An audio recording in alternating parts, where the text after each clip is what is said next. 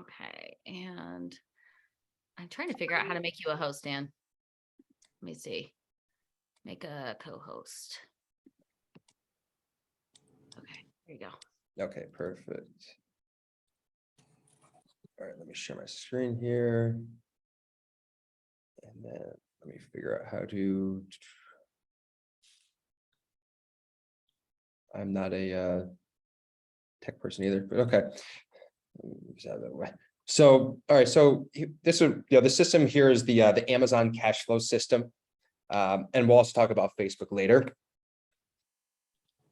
But so who this is for? So this is for an entrepreneur who wants a done for you business, and someone that wants monthly cash, kind of like what Todd was mentioning before, kind of like exactly what Lacey was saying as well.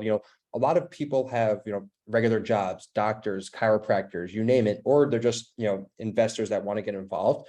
But this is for somebody that wants a done for you business. It's about 95% done for you. We need your help with about 5%, which we could obviously explain to you. But yeah, someone that wants a monthly cash flow, that once these stores are going, each month over month, you could be making more and more cash flow.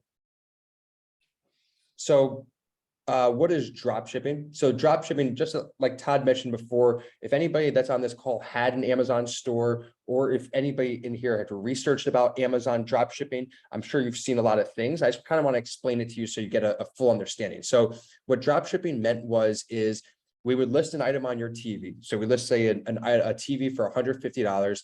When someone would purchase that TV from you, we would go to Walmart, buy the TV for, say, $100, and then we would ship it directly to the client's house, never touching the inventory. Now, this was an amazing model in theory because, again, we were only buying goods when they were already sold. So the money was already there in your Amazon account. We would then go and purchase this item and ship it to the customer, never touching the item and just making the arbitrage difference. And for years and years, I mean, I'm talking 10 plus years, Amazon allowed this. Amazon was okay with this. And it basically was like the wild, wild west. They really didn't care what was going on. They just wanted to make money because they charge a commission off of us.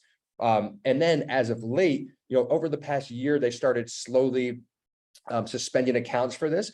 And then pretty much in the last 60 days, I mean, they did a full purge, right? So if you're drop shipping, there's no more. You can't have a drop shipping account. They're even shutting down accounts from 6 months ago that had drop shipped, right? So they made it very clear. They put their feet down. They're like, all right, there's no more drop shipping here. Okay.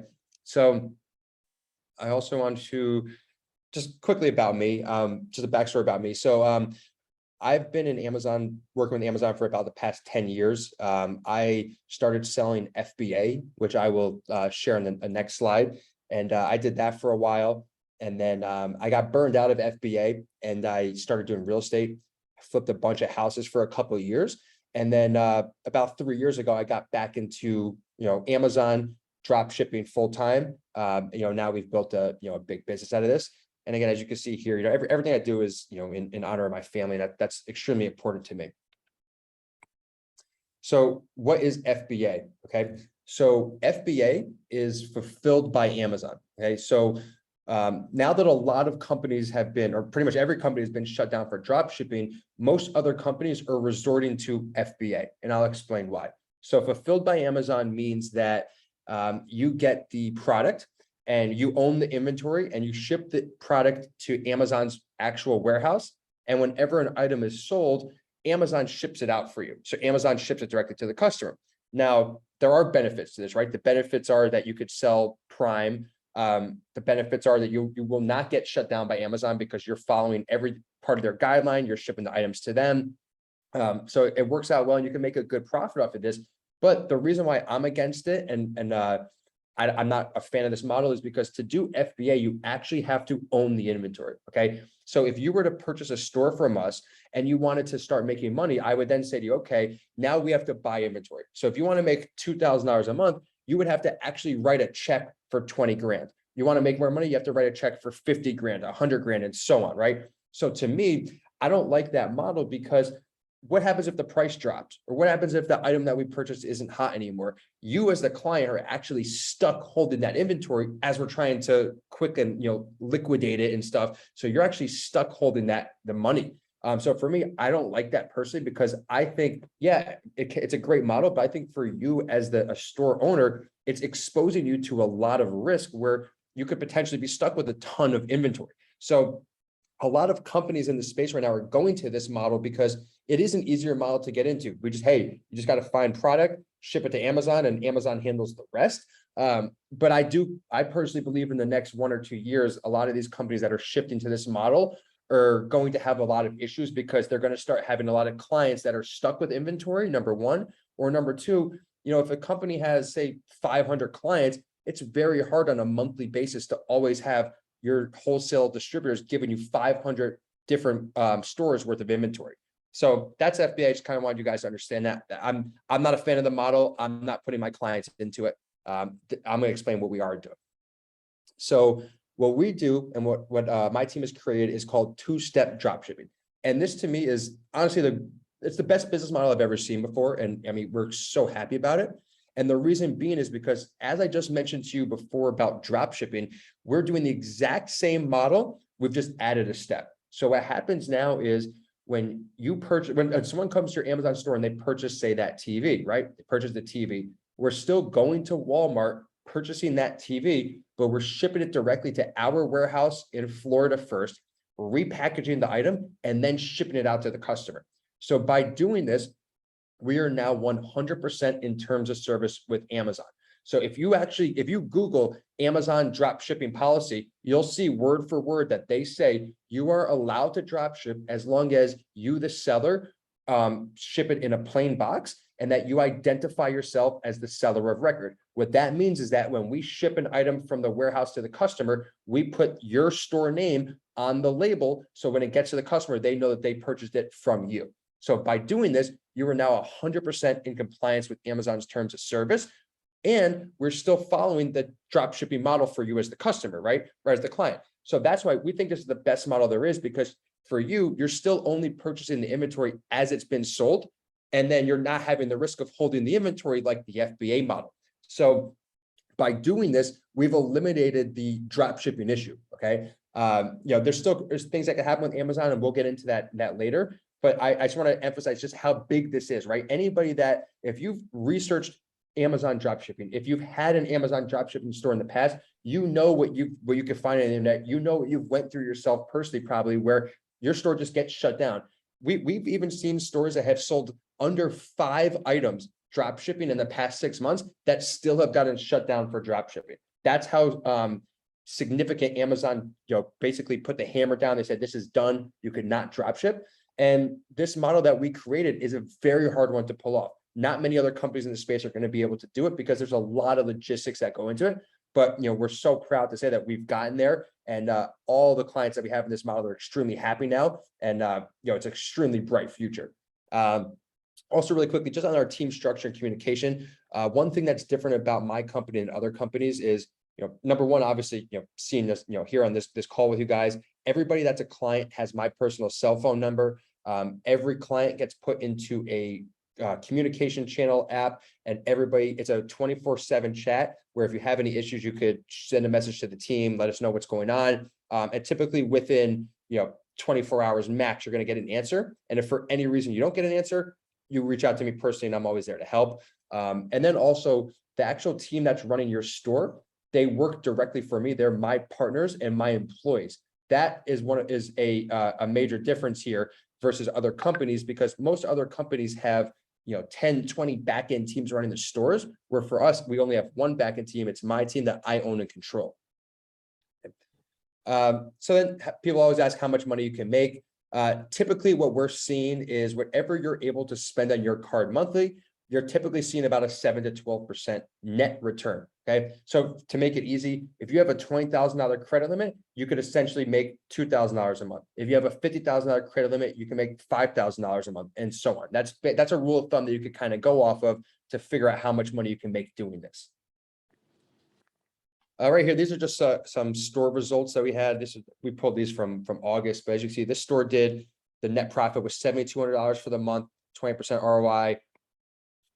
This store here, $3,800 a month, 20% ROI. And I'm going to show you a live store after this as well. This store did $4,000 profit. And this one, again, almost $7,500 profit, 18% ROI. Okay, so that's just some frequently asked questions that I get all the time that I figured I'd share with you guys.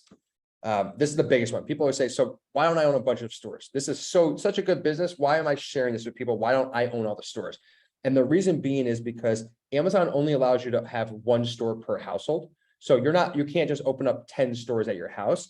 And also the biggest factor is credit, right? Like I don't have unlimited credit. I maybe have, $80,000 in open credit that I could run with my store. Whereas the business that we built here, if, we have say 500 clients, now I'm partners on 500 different stores and my credit has just massively been increased, right? So that's why we built this business this way, so that we have a ton of partners to really expand our network and credit. Basically, everybody becomes a credit partner with us to scale the business.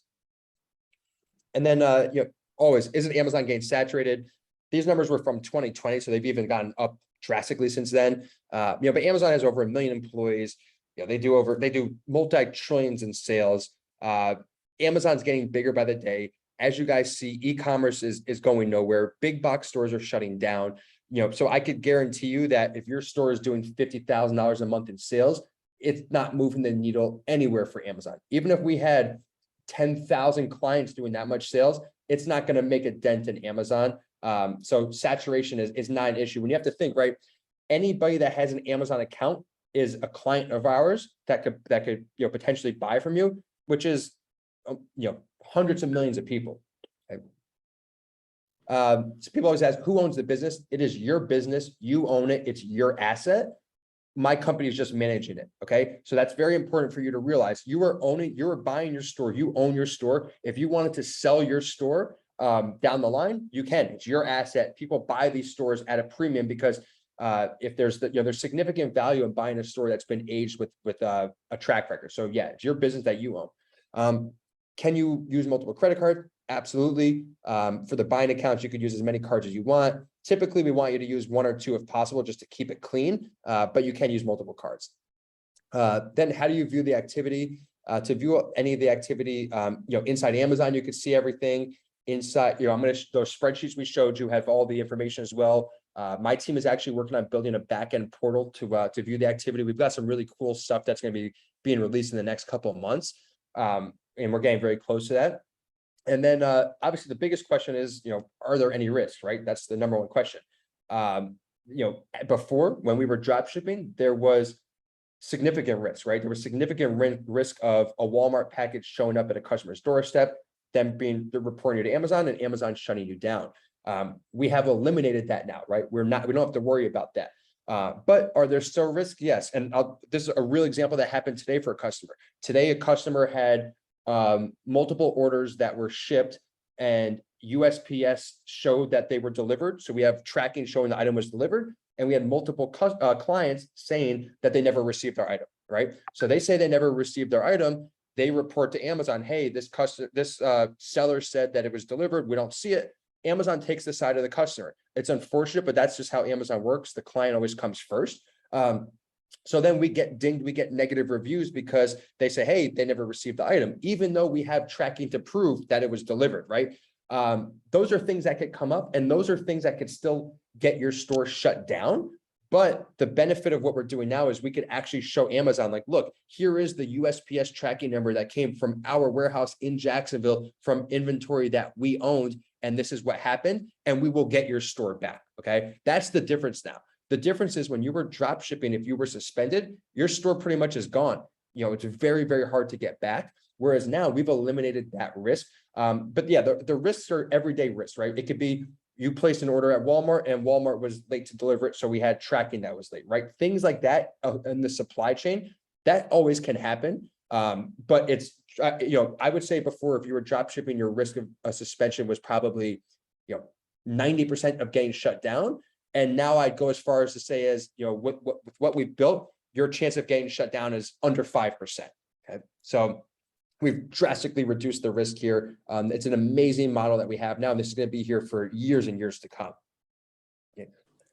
So obviously, the $1 million question, people always ask how much does it cost and how to get started.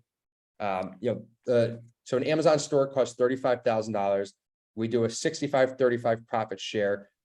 There is a $300 a month software fee That's only charged if the store makes a minimum $1,000 a month. And then there's also tax exemption. Tax exemption means that your store doesn't have to pay sales tax to Walmart when we purchase, which drastically increases the profit. And the company that we use, they charge $499 and then $99 a month. And also I wrote here the 90-day probation period. That's because when you first start selling Amazon, the first 90 days you are in a probation period. So we are not going to be listing and selling items during that period while we're building out the relationship and the store with Amazon. So I know, so obviously I went over a lot of this with Amazon here, and I now I just want to show you an actual store that I have here. Hold up here for you guys. This is a live store, okay? So as you guys can see here, this is today, right? 10/6. Today they've sold 58 orders, about almost $1,300 in sales. Okay, let's show a week. This week they're 382 orders, $10,000 in sales.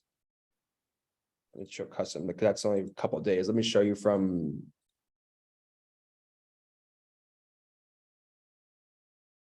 So since September 1st, they've done just under $100,000 in sales, 3,300 orders. And again, this is all in this model we have. So I'll even show you. These are the orders. People ask, what are we selling? These are the types of items that we're selling, right? It's all, look, this is random stuff. We're selling packs of gum. Okay, we're selling women's products, right? Like we're selling all random stuff. People always ask, what are we selling? What are we selling? We're always selling different items, right? You can see these are items that have been shipped out. Like look, we were selling gummies or vitamin C, right? It's always changing, which is the beautiful thing about this model, which is why we're so happy about it, because the inventory is always changing. We never own the inventory. So that's Amazon. Obviously went a lot into that. I just quickly want to touch on Facebook as well. So the major differences, I know people want to know the difference between Facebook and Amazon. The difference is that Amazon's been around for a long time. We know how to operate with Amazon. We know what to expect, right? We could pretty much forecast, okay, if your store is brand new, if your store is 4 months old, if your store is 6 months old, we kind of have an idea of where we could get your store to. We know how to deal with Amazon. The model that we've built now, we know that this is a sustainable model that's going to be here for years and years to come. Whereas Facebook is newer, okay? Facebook is about a year old, but we're extremely excited about Facebook, and I'll tell you why. Amazon directly competes with you on items, right? So like, for example, this pack of gum right here, you can see this right here, Amazon can sell it themselves. Amazon is competing directly with you, right? So we have to find items to sell that we don't compete with them as much, right? Facebook does not sell items. Facebook is just an open marketplace for people to sell on. The nice thing about that means that you don't have to worry about Facebook coming up and undercutting your item or creating a product or coming on your listing. It's only you competing against other people selling the same items.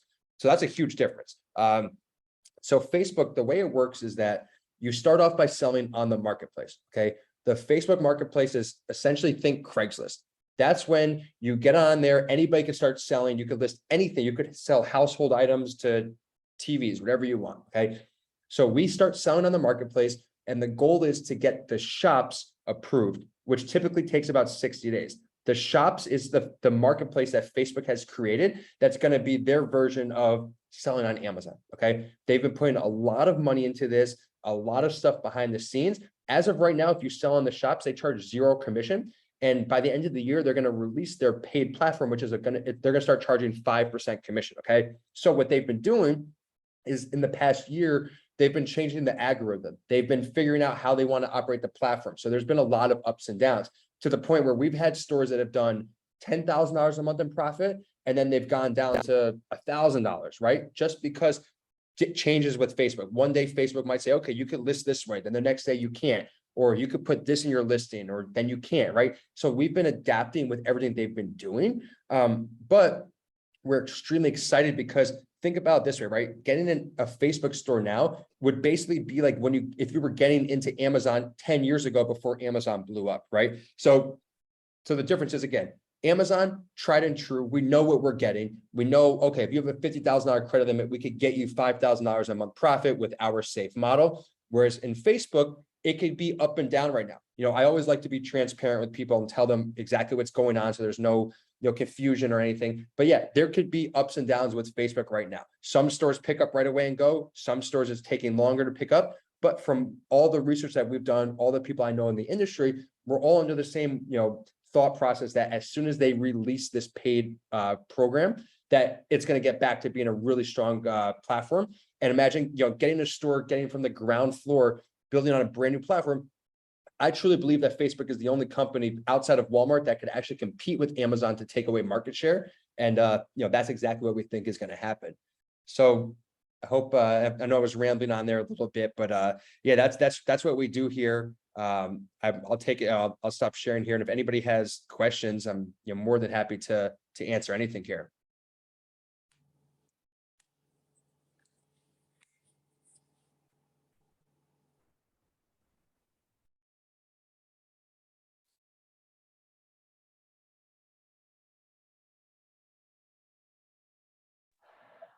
I guess if you have any questions, just go ahead and put it in the chat, or just say hello and unmute. We have a little bit of Dan's time here. It's awesome. Yeah.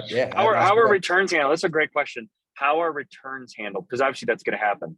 Yep. So returns will get sent back to the warehouse. So all returns will get sent back to the warehouse in Jacksonville, and then the warehouse will communicate with the back end team to get the labels to ship it back to Walmart. So you as the client are not going to have to deal with returns.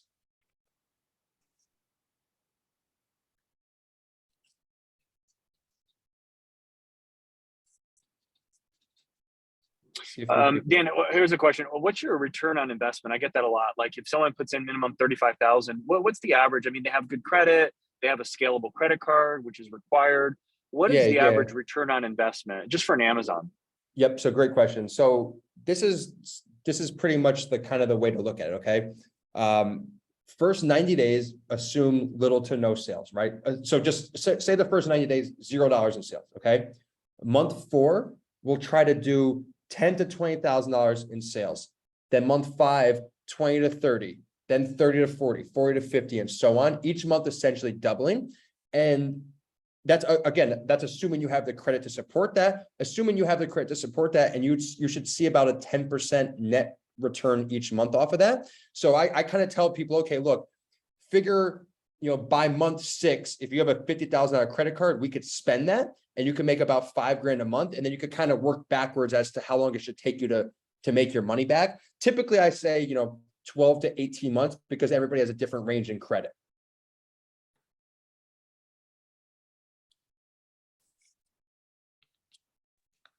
Hey, Dan, I have questions, Brandon. Sure. Hey, so I'm familiar with the onboarding process in terms of, the slow sales to start out. That's why you say, in terms of the first 90 days, but with the holidays coming up, does that still apply? I mean, obviously volume is going to be heavy from like every, possible, Amazon seller. So, I mean, do you historically, do you see any, like not skipping the process, but is that still hold true during this time, or is it a little different? So yeah, that's a really good question, right? And kind of what I tell people is that the biggest thing with these stores is the age. Okay, so it's the age and credit limit, right? So like, for example, if you have a $50,000 credit limit, your store is going to sell the same amount in June as it is in December, if that's your credit limit, and it's an age store, right? So yeah, you might sell it faster throughout the month, but if your credit limit's your credit limit, you're still going to be able to hit that, right? And it's not, so, if you were to start a brand new store today, it's not like, okay, now it's Black Friday, you're going to sell $30,000, right? So it's like, it really all determines the age. And to be completely honest, if you tried to rush it, it would do more damage for the long run than good. But yeah, I think that's the biggest thing, right? Like I tell people, it's like the biggest thing that matters here is your age of your store and your credit limit, right? So like I said, it could be May, June, July. If you have a good credit limit and it's aged, it's gonna feel like Black Friday anyway. It doesn't matter. No, I appreciate that, because obviously I'm sure I'm probably not the only one who has the concern of like, hey, let's get in right now because the holidays are around the corner. But to your point, I mean, obviously we want this to be, reoccurring cash flow and building it right the first time. And not only that, but also so Amazon's number one thing is customer support. They want to make sure their customers have the best experience. So if you do start a new store and you start scaling too quickly, they're going to shut you down because they're like, okay, it's the holiday season. They don't want you to be the reason that this little girl didn't get her Christmas present, right? So, they want to make sure that you have a grip on your store before they allow you to take off. Got it. Appreciate it. Thank you.